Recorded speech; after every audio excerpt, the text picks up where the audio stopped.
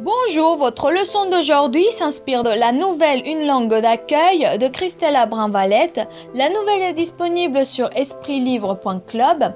Pour d'autres leçons en espagnol, rendez-vous sur notre site RJ Consulting, rubrique au blog. Afin de pouvoir mieux comprendre votre leçon d'aujourd'hui, je vous propose en suggestion de lien YouTube la nouvelle Un langue d'accueil, lue à tour de rôle par Christelle Valette en espagnol avec un accent français et Una lengua del país de acogida, lue en français avec un accent espagnol par Mariela Jiménez, c'est-à-dire moi-même. Voici les liens YouTube en question. Sinon, vous verrez apparaître les vidéos en suggestion sur le coin de l'écran. Remarque, le jeu des accents sert à souligner les différences de prononciation utiles pour ce cours. Apprenons à bien prononcer. La langue, lengua, on détache bien les syllabes. Représentation, representación. Le baume, ungüento. Usage du tréma sur le U.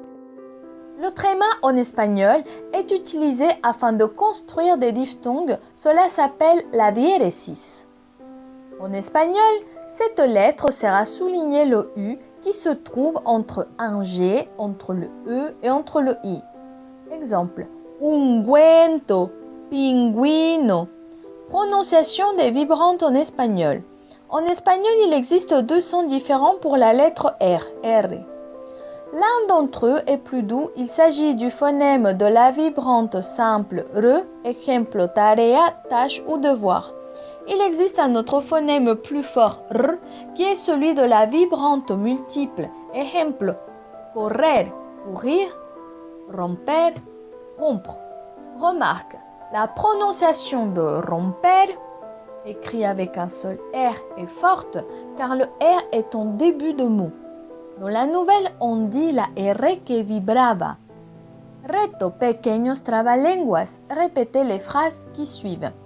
En un trigal, tres tristes tigres tragaban trigo en tres tristes trastos. Encore. En un trigal, tres tristes tigres tragaban trigo en tres tristes trastos.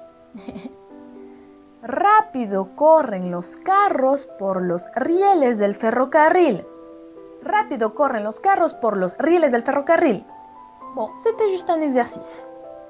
Les nasales. En espagnol, les nasales tels que en, n'existent pas. Vous devez ouvrir bien la bouche, ainsi on va prononcer representación, canción, ungüento, patín. El castigo de Sísifo.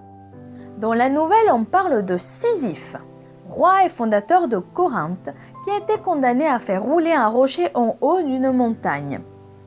L'une des interprétations du mythe renvoie au travail pénible. En effet, celui-ci apparaît comme très répétitif. Dans la nouvelle, c'est l'apprentissage d'une langue qui peut paraître très difficile au début. Si vous avez des questions, n'hésitez pas à commenter et si vous avez aimé la vidéo, vous pouvez liker et vous abonner à notre chaîne.